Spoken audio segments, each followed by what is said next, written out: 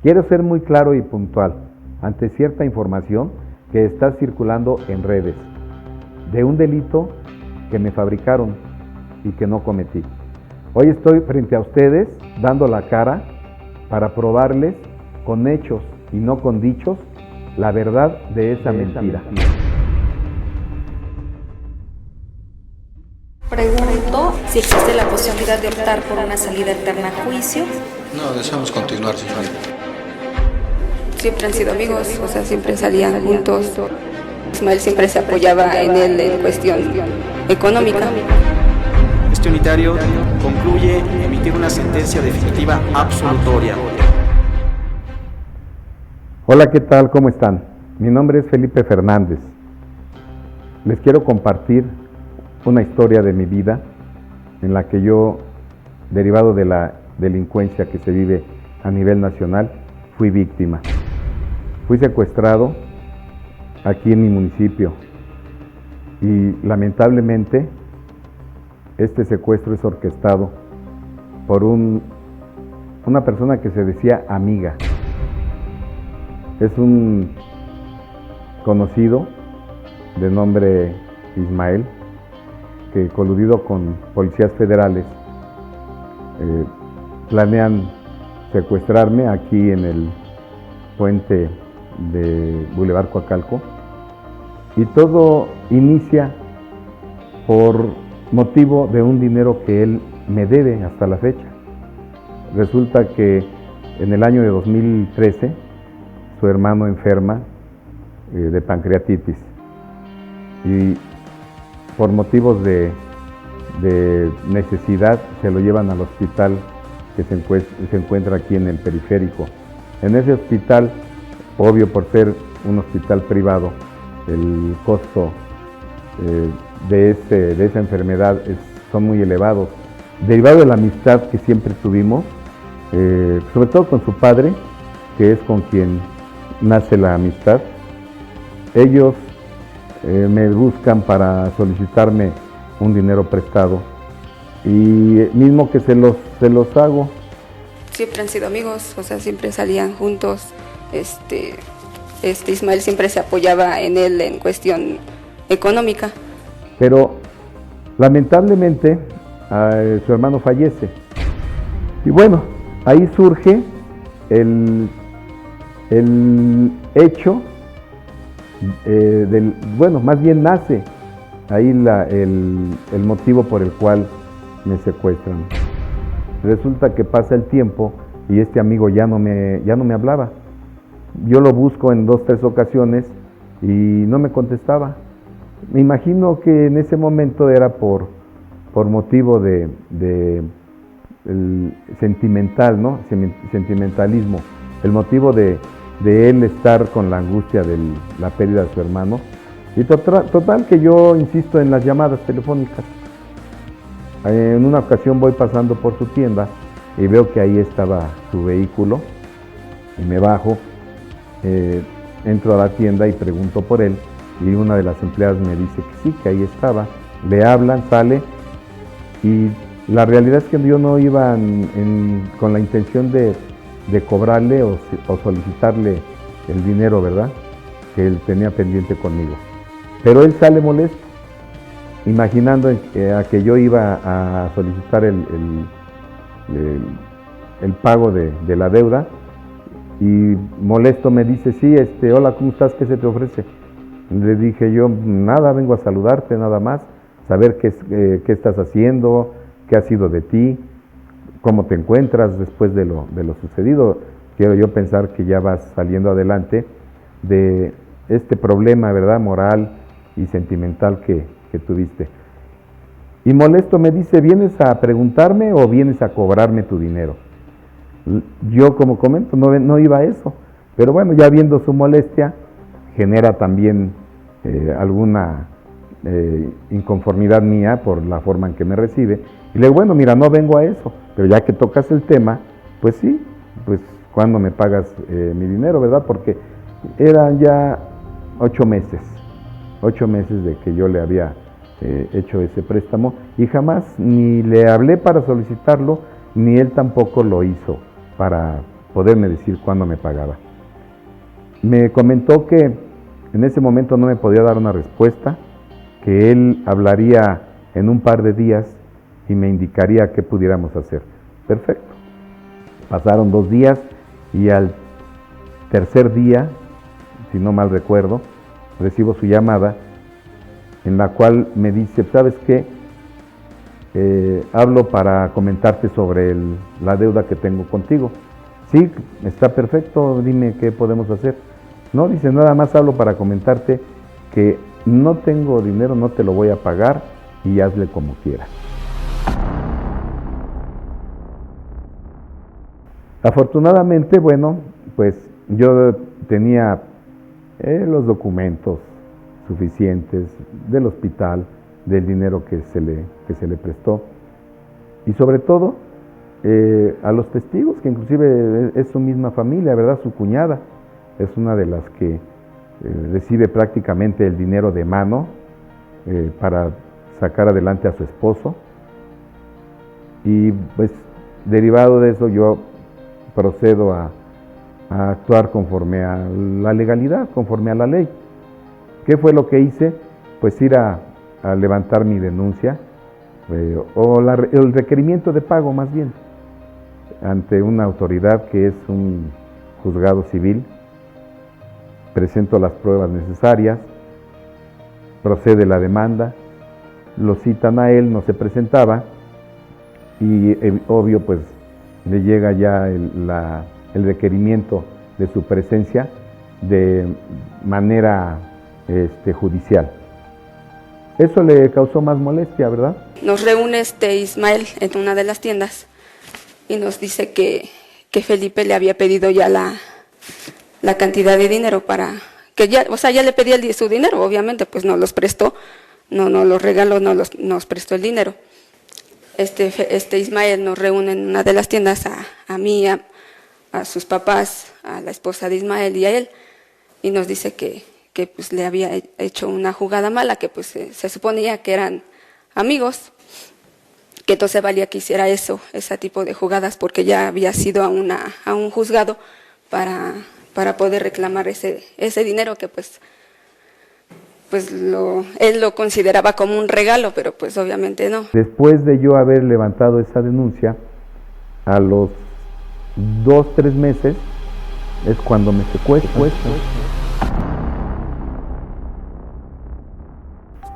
Yo en ese momento, obvio, ignorando que él estuviera detrás de esto, me cierran el paso aquí en la López Portillo, unas camionetas, se bajan gente ahí armada y me bajan de mi vehículo, de mi camioneta, me suben al vehículo que iban y comienza ahí el proceso de un secuestro, ¿no? El proceso que lamentablemente se vive en un secuestro. Cabe señalar que ellos iban vestidos con uniformes de la policía, sin insignias, pero sí con uniformes similares a los de los policías. Finalmente, en el vehículo que me suben, me traen paseando muchas horas. Al ver ellos que no había respuesta de mi parte, pues hablaban y amenazaban con que iban a ir a mi domicilio, a ver a mi familia o a hacerle daño a mi familia y demás. Yo pensando que eran efectivamente delincuentes, bueno, lo son delincuentes, pero sin imaginar que fueran policías involucrados en un secuestro, me doy cuenta que sí, que efectivamente lo eran, porque comienzan ellos a decir, bueno, mira, ¿sabes qué? Yo creo que no se va a hacer, no vamos a obtener lo platicado o lo pactado. Entonces, pues ahora qué vamos a hacer con este fulano, todo el tiempo hablando con groserías, yo por respeto no lo repito, pero uno de ellos dice, bueno, pues entonces, ¿cómo le vamos a hacer? Ahora el otro que te puso este tiro o este asunto y que no salió, pues vamos a hablar con él y ahora que se aviente la bronca y que denuncie. ¿Pero qué denuncia? No, pues le vamos a fabricar un delito, porque la verdad es que no lo podemos dejar ir así. Me llevan a un ministerio público que está ahí en Cuautitlán, donde no me reciben, porque sí sale ahí una persona que quiero pensar era el Ministerio Público, y no me recibe porque yo iba muy golpeado ya. Pues iba una mujer entre ellos, dice, yo tengo conocidos en Nesa, y ahí en Nesa seguramente sí no lo van a recibir. Ahí reciben de todo, curiosamente, ¿no? Todavía con ese descaro, ahí nos reciben de todo y conozco a quien se puede prestar para esto. Nos llama la atención por qué desde Coacalco hasta el municipio de Netzahualcoyotl, de Estado de México, se llevó a cabo una inspección judicial a petición del licenciado Martín. Nos encontramos a unos metros de la Procuraduría General de Justicia o de una agencia del Ministerio Público comúnmente conocida como La Bola. Es decir, si se iba a llevar a cabo la entrega de un numerario, desde luego iba a ser en un lugar aislado y no a las cercanías de un lugar donde se encuentran elementos de la policía ministerial, municipal, incluso un agente del Ministerio Público cerca. Llegamos ahí, entramos, y ahí yo creo que me dio un poquito de confianza, ¿no? Más seguridad, que bueno, ya estoy aquí en una institución de gobierno y me siento más seguro, y eso me da, bueno, un poquito de valor para enfrentar más la situación y ver de qué se trata. Total que nunca me permitieron checar nada, ni hablar, ni ver de qué se trataba, hasta que llegaron con documentos, la puesta a disposición, en donde me pedían que yo firmara. No firmé, obviamente. Al final del día me ponen a disposición de ese Ministerio Público, el cual continúo yo incomunicado, me trasladan al penal de Nesa, en donde hasta cuando yo tuve la audiencia de vinculación, que son en las primeras 72 horas, supe de qué se trataba. Me habían fabricado el delito de extorsión. ¿Por qué el delito de extorsión? Lo hacen de esa forma por ser servidor público. Yo en ese tiempo era subdirector general de Desarrollo Urbano y Medio Ambiente. Entonces ellos, con la garantía de que fabricándome un delito de ese tipo yo ya no saldría, se quedaron aparentemente tranquilos, obligan a la persona que me había puesto para el secuestro a que levante la denuncia, que sea él, y sí la levanta, diciendo que se le habían pedido 30,000 pesos. Como ya se indicó al inicio de esta explicación, el Ministerio Público pretendió acreditar esta historia, este relato circunstanciado. Sin embargo, debemos atender incluso a que, si bien es cierto, compareció a declarar ante esta autoridad judicial la víctima Ismael, quien, recordarán, identificado, protestado, rindió sus datos generales, emite una declaración amplia a preguntas del Ministerio Público y a preguntas de cada uno de sus respectivos defensores. Se destaca la veracidad de esta declaración, que es cuestionada por la autoridad judicial. Sin embargo, él jamás dice que yo se los pedí o que él me los entregó a mí. Dice que él mandó involucra ahí indebidamente a su yerno. Se destaca además que se cuestiona la veracidad por cuanto hace a la dinámica de la entrega del numerario. Nunca lo hace de manera directa a la víctima, sino a través de una tercera persona de nombre Gustavo David, quien es yerno de la víctima. El yerno se presta también a ese juego, y es ahí donde ya nace el enfrentar un proceso que desgraciadamente tiene uno que vivirlo y enfrentarlo ante circunstancias lamentables. De ahí viene la otra etapa intermedia, que es en donde, al ver la fiscalía que no tenían nada, absolutamente nada para probarme, porque evidentemente yo jamás cometí ni he cometido ningún delito, tratan de negociar conmigo. Bien, señores, tomando en consideración que ya, de acuerdo a la exposición que realizaron sus abogados, tienen conocimiento de las salidas alternas a juicio que la ley les otorga como un derecho, les pregunto si es su deseo continuar con la etapa de juicio o bien optar por una salida alterna, toda vez que son ustedes los que deben tomar esa decisión. Y la negociación era la siguiente: me solicitaban que me declarara culpable y que me modificaban el delito, no de extorsión, que me declarara yo culpable del delito de cohecho. Evidentemente, les rechacé la oferta. No, deseamos continuar, señoría. ¿A juicio? Sí, señor. Señor. Se molestan, me dicen que si yo me iba a juicio, me podría llevar 2, 3 años, que los juicios no eran como lo marcaba la ley, ni como lo decía el Código de Procedimientos Penales. Les dije que no importaba que me tuviera yo que estar 3, 4, 5 años, pero yo no podía salir de un lugar siendo culpable de un delito que no cometí, y mucho menos haciendo una negociación de algo que no me interesaba. Y al otro día, efectivamente, es mi audiencia, cuando la juez, en la audiencia, obviamente, me hace la invitación nuevamente, me indica que tenemos una salida alternativa, y mi abogado le responde a la juez que no, que yo rechacé esa oferta. Pregunto a los intervinientes, en términos de lo que prevé el artículo 324 del Código de Procedimientos Penales vigente en esta entidad, si existe la posibilidad de optar por una salida alterna a juicio. Al respecto, el agente del Ministerio Público. Sí, al respecto de esta fiscalía no cuenta con conocimiento de que los acusados procedan a una salida alterna. Respecto de esta fiscalía, según su conocimiento, que no contaría con ningún tipo de oposición, señoría. Gracias. Y bueno, pues continúa con la audiencia, y ya viendo las pruebas, pues seguramente en su mente pasó el por qué, la razón de yo irme a juicio. Nos vamos a juicio. Continuamos con la audiencia que nos ocupa. Les hago el conocimiento. Este unitario ha procedido a la impresión de la sentencia, la cual será glosada a la causa penal, para que las partes legalmente facultadas a ello puedan imponerse de su contenido total.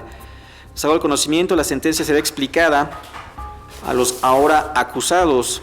El juicio comienza por ahí de los 2 meses después de la audiencia intermedia, y en juicio nos aventamos como 1 año aproximadamente, más o menos, y ahí afortunadamente fuimos probando todo. La pieza escrita contiene sus datos generales, la referencia al Ministerio Público, defensores, los resultandos además, que es decir, los antecedentes de investigación desde que se emitió el auto de apertura el 27 de junio de 2015, se radicó el mismo por la autoridad judicial de juicio oral, 28 de julio del año 2015, se da inicio a la etapa de juicio oral. Recordarán, se desahogaron todas las pruebas, tanto del Ministerio Público como cada una de ustedes, finalizando con sus declaraciones y pruebas nuevas o supervenientes, y los alegatos de clausura que emitiera tanto el Ministerio Público como sus respectivos defensores.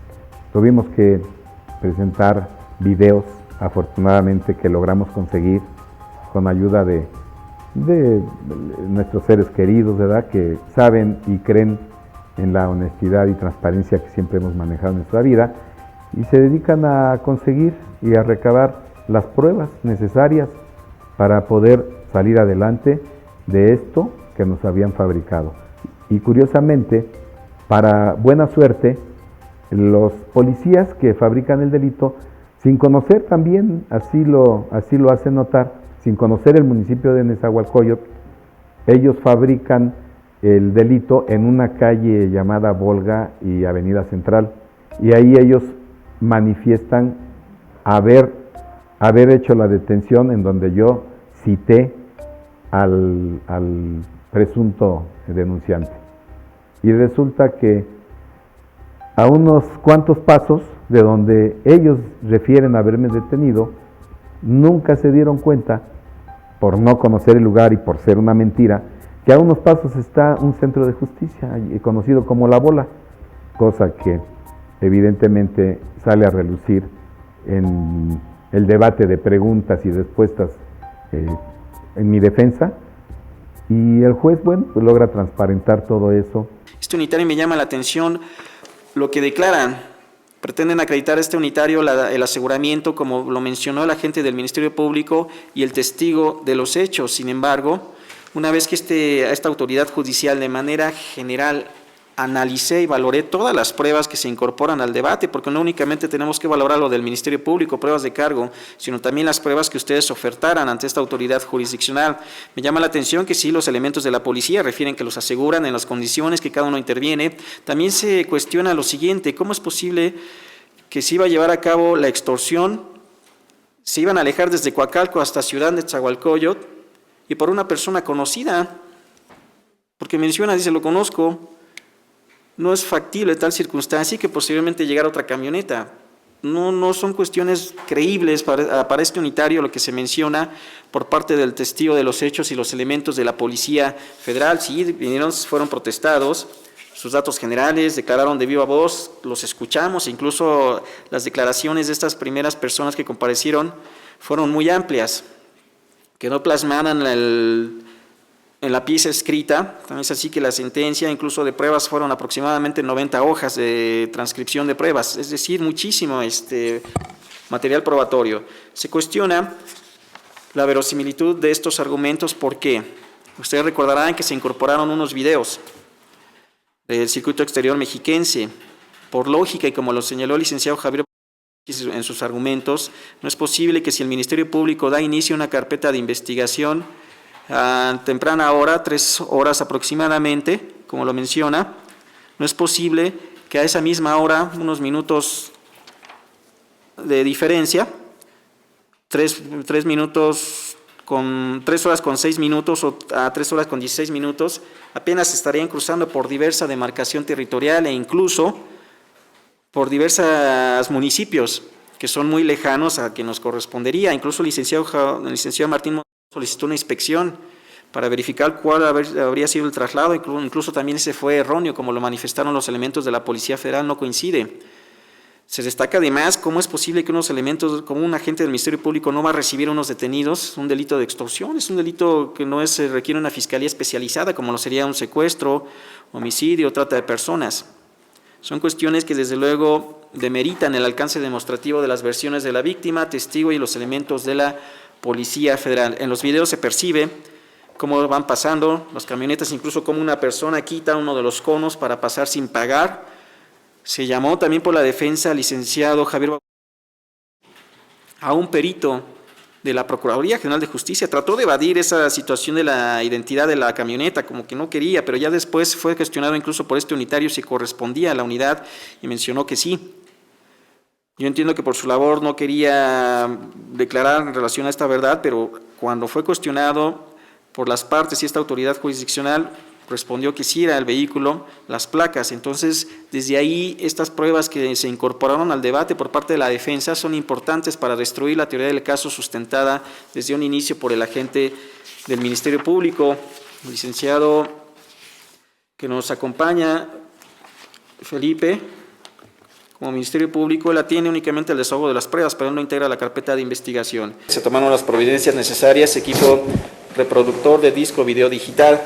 Ya se tiene inserto el primer CD proporcionado por la defensa para efecto de que se pronuncie el órgano de prueba. Se llevará a cabo la reproducción. Adelante.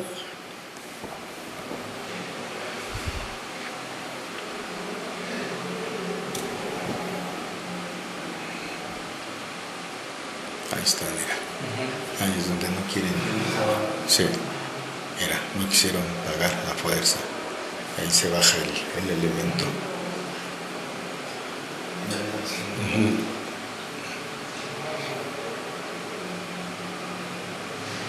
No pagan, ¿verdad? No.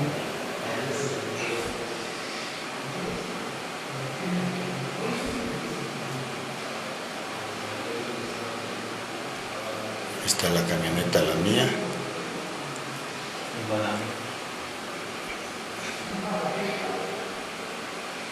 Ahí se le ve la placa.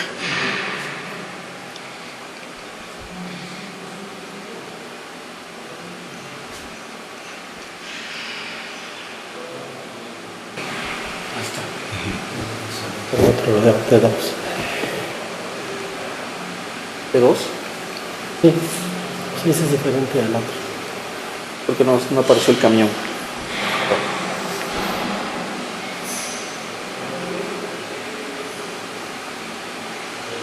Tampoco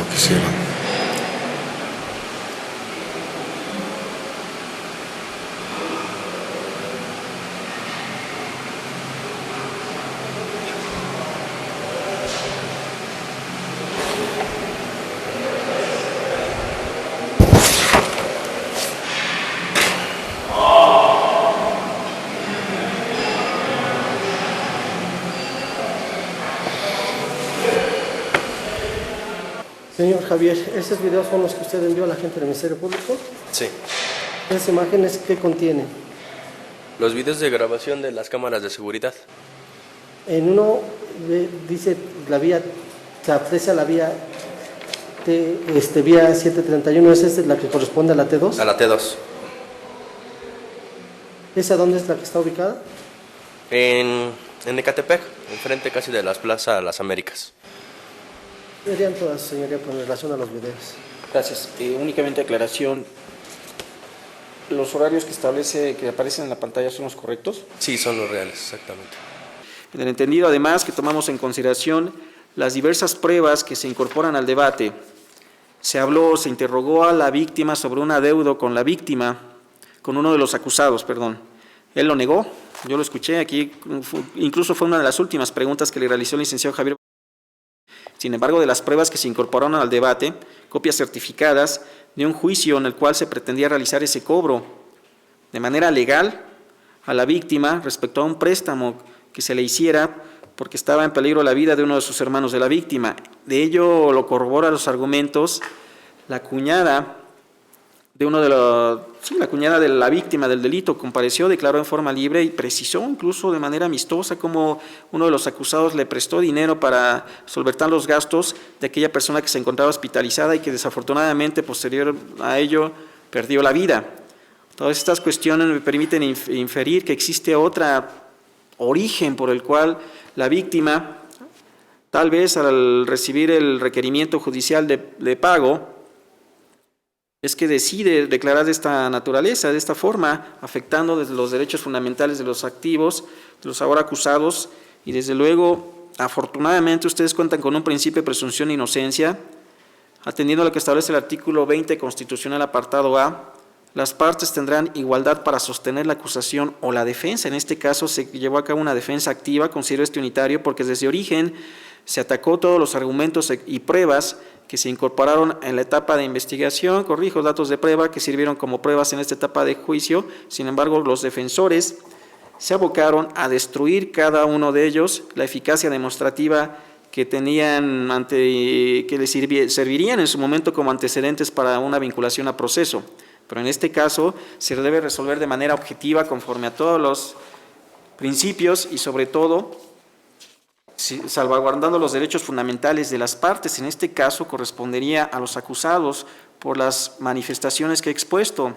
Recordarán, además, se emitieron periciales en materia de medicina legal, desde donde no se justificó el por qué ustedes tenían lesiones.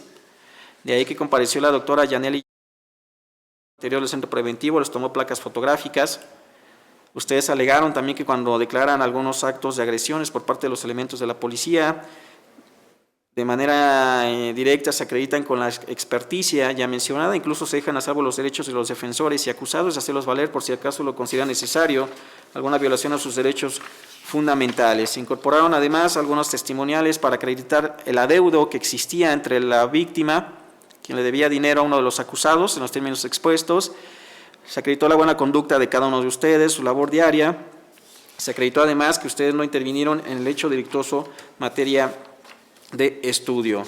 Razones por las cuales esta autoridad jurisdiccional, una vez que valoré las pruebas del Ministerio Público, las pruebas de cada uno de los defensores, considero que no se acredita la teoría del caso o bien los argumentos o petición del agente del Ministerio Público y por el contrario, prevaleciendo el derecho de presunción de inocencia en favor de cada uno de ustedes, realizando una valoración adecuada de las pruebas que se incorporaron al debate y además la negativa que de los hechos vierten ustedes, que también se acredita con las diversas pruebas que se incorporaron al debate. Este unitario concluye emitir una sentencia definitiva absolutoria, razón por la cual se ordena su inmediata libertad siempre y cuando no estén detenidos por otro delito o a disposición de autoridad judicial diversa. Se ordena notificar lo anterior tanto a la víctima del delito en su domicilio procesal, así también queda notificado al Ministerio Público, defensores y acusados. Cuentan con un término de 10 días para interponer recurso de apelación con expresión de agravios para el caso de considerarlo necesario. De igual forma, esta resolución será comunicada al director del Centro Preventivo de Readaptación Social para su debido conocimiento, ordenándole su inmediata libertad previo a los trámites administrativos que tengan que realizar para ello. ¿Comprendieron la explicación de esta sentencia? Sí, señoría. Muy bien.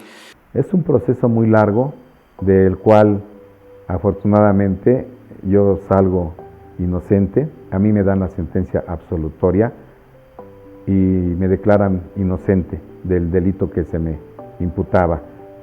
Y bueno, pues es una historia que la verdad es parte de mi vida, así la viví, así la enfrenté, y algo que no le deseo a nadie, ¿verdad? Sin embargo, pues se las cuento de frente, como siempre he acostumbrado a caminar yo en mi vida, siempre de frente y con transparencia. Esa es la realidad de lo que sucedió en ese año del 2014, que es cuando me secuestran. Y un consejo: no se fíen de nadie. Hay que ser precavidos, ser selectos en las personas que uno elige como amistad, porque desgraciadamente cuando somos víctimas de un secuestro, siempre es un cercano, un familiar, un conocido, el que se atreve a involucrarse en ese tipo de fechorías. Les mando un fuerte abrazo y quedo a sus órdenes para cualquier aclaración o duda que tengan. Yo tengo en mi poder todos y cada uno de los videos que tuvimos y enfrentamos en las audiencias para cualquier aclaración. Gracias.